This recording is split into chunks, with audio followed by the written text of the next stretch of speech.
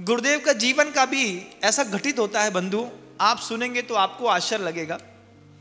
गुरुदेव कहीं क्षेत्र पर विराजमान थे और गुरुदेव के पास आहारचर्या में गुरुदेव पहुंच चुके थे। आहारचर्या शुरू हो गई थी।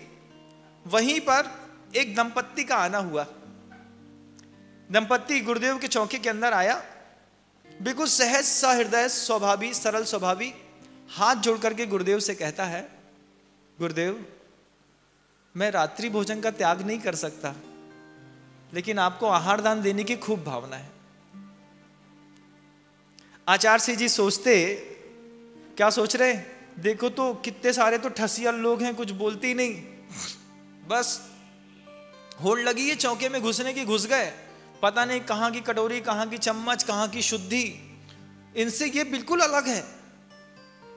शुद्धि के पूरे वस्त्र शुद्धि की मर्यादा का ध्यान रखते हुए पति पत्नी दोनों पहुंचे। पहुंच करके हाथ जोड़ करके सबसे पहले आचार्य सिंह जी से निवेदन करते, आचार्य सिंह जी बहुत दिनों से भावना है आपको आहार दान देने की, लेकिन मैं रात्रि भोजन का त्याग नहीं कर सकता हूं, अगर आपको लगे तो आप आहार ले लीजिए मुझसे।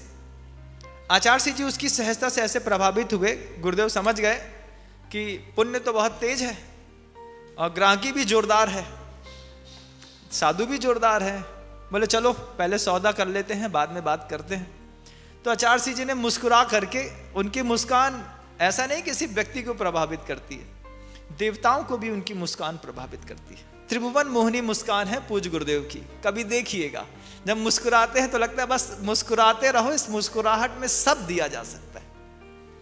गुरुदेव ने पहले उस दंपति को देख करके मुस्कुराए, मुस्कुरा करके हाथ खोल दिया, उन्होंने 2 4 5 गिलास दे दिए, जल दे दिया, दाल दे दी, पत्नी ने खूब खुश, दोनों के दोनों दंपत्ति। अब आचार्य सिंह जी का आहार हो गया। उस समय तो गुरुदेव मौन, कुछ बोल तो सकते नहीं।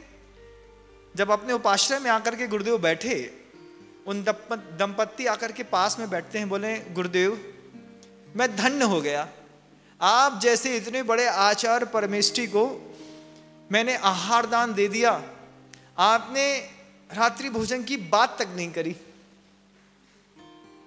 आचार्य सिंह जी बोलते हैं, हाँ उस समय तो हमारा मौन था, अब हम बोल सकते हैं, अब हम कुछ त्याग की बात कर सकते हैं। तो दोनों इतने खुश हो गए थे, हाँ गुरुदेव आप जो बोले वो हम करने तैयार। तो आचार्य सिंह जी क्या बोलेंगे बताओ। जो व्यक्ति रात्रि भोजन का त्याग नहीं कर सकता, उससे गुरुदेव क्या अपेक्षा करेंगे। गुरुदेव कहते हैं 5 अणुव्रत ले लो। देखो करिश्मा, संसार में गुरुओं को ऊपर उठाने की क्या टेक्निक्स आती हैं। आचार्य सिंह जी उस दंपत्ति से कहते हैं 5 अणुव्रत ले लो। महाराज हम तो रात्रि भोजन नहीं छोड़ पा रहे हैं, हमने पहले ही कह दिया, आप 5 अणुव्रत की बात कर रहे हैं। हाँ क्या करते हो। मैं डिप्टी कलेक्टर हूं महाराज, और पत्नी ये जज हैं, दोनों सरकारी विभाग में है महाराज श्री, हम अणुव्रत कैसे ले सकते हैं। हाँ तभी तो कह रहा हूं 5 अणुव्रत का पालन करो, आहार दान देने के बदले ये करना पड़ेगा। अब दोनों की, अपन तो सोच रहे थे कि रात्रि भोजन बहुत छोटी सी बात है, उस समय तो मुस्कुरा दिए, और अब 5 अणुव्रत की बात करते हैं। अब क्या करें, आप होते तो क्या करते। बोले महाराज सोच के बताते हैं। दंपत्ति ने ऐसा नहीं कहा। दंपत्ति कहता है महाराज आप ही बताइए कि अणुव्रत का कैसे पालन करना है। देखो जज कलेक्टर होकर के गुरुदेव से पूछते हैं। गुरुदेव कोई गुणसागर मुनि महाराज नहीं, इस सदी में चलते फिरते जो जीवंत तीर्थ हैं आचार्य भगवंत गुरुदेव श्री विद्यासागर जी महाराज, उनसे पूछा आप बता दीजिए अणुव्रत का पालन कैसे करना। अब आचार्य सिंह जी देख तो रहे हैं कि रात्रि भोजन का त्याग नहीं कर सकते, तो आचार्य सिंह जी क्या जवाब देते हैं सुनो। दोनों सरकारी पदों में हो। हाँ महाराज। दोनों के लाभ के पद हैं। हाँ महाराज। रिश्वत लेने का त्याग कर दो, इसी का नाम अणुव्रत है। सोचो 5 अणुव्रत की क्या परिभाषा आचार्य सिंह जी ने बनाई? रिश्वत लेने का बस त्याग कर दो। रात्रि भोजन का त्याग की बात नहीं है, दर्शन पूजन की बात नहीं है, पानी छानने की बात नहीं है। अणुव्रत कैसे पल रहे हैं? बोले सिर्फ रिश्वत लेने का त्याग करना है। आचार्य सिंह कैसे ऊपर उठाते हैं किसी को, देखिए आप। ग्रंथ का काम कभी ऊपर उठाने का नहीं है बंधुओं, संत का काम ऊपर उठाने का हुआ करता है। ग्रंथ आपको जानकारी दे सकते हैं, संत आपको उठा करके ऊपर रखते हैं। इसलिए खूब ग्रंथ होने के बाद भी जब संत दिखता है तो देख करके मन गदगद हो जाता है। कितनी बार ऐसा होता है कि लगता है कि आपसे बात नहीं करनी, आपके पास बैठने पर जो सुख मिलता है वो ना पुस्तक से मिलता है ना मंदिर से मिलता है। बस पास में 10 मिनट बैठ लेने दो, देखेंगे चले जाएंगे। होता है, आचार्य सिंह जी के साथ तो खूब होता है। लोग बैठे रहते हैं, देखते रहते हैं, देखते रहते हैं। गुरुदेव भी समझते हैं कि बैठे बैठे धर्म ध्यान कर रहा है, कर लेने दो।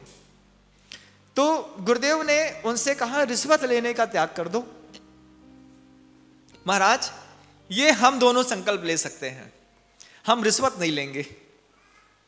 तो गुरुदेव समझाते हैं तुम्हारे इस रिश्वत नहीं लेने से तुम्हारी अहिंसा पल जाएगी, तुम्हारी इस रिश्वत नहीं लेने से तुम्हारा अचौर व्रत भी पल जाएगा, तुम्हारे इस रिश्वत नहीं लेने से तुम्हारे परिग्रह का परिमाण भी हो जाएगा, तुम्हारे इस रिश्वत नहीं लेने से तुम्हारी सत्य की सिद्धि भी हो जाएगी कि हम इतने सत्यवादी हैं, हम रिश्वत नहीं लेते।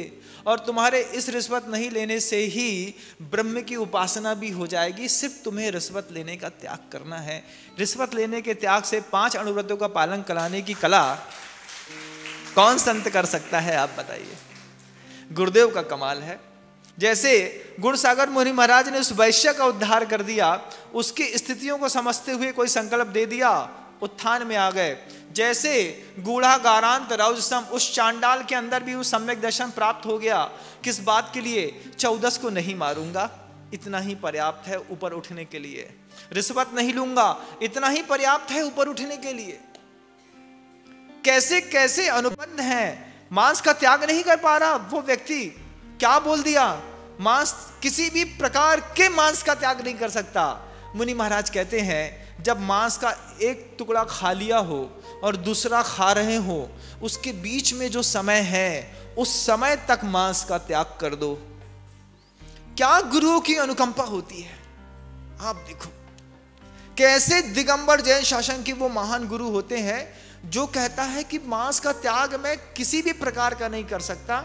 उससे कहते एक कौर से दूसरा कौर खाने के बीच में जो समय है ना, उस समय तक का बस त्याग कर दो। और उतने में उसको उठा करके 16वें स्वर्ग में रख दिया, सौधर्म इंद्र का स्वामी बना दिया और वहां से मुक्ति के रास्ते खोल दिए। दिगंबर गुरुओं की ऐसी महान अनुकंपा होती है।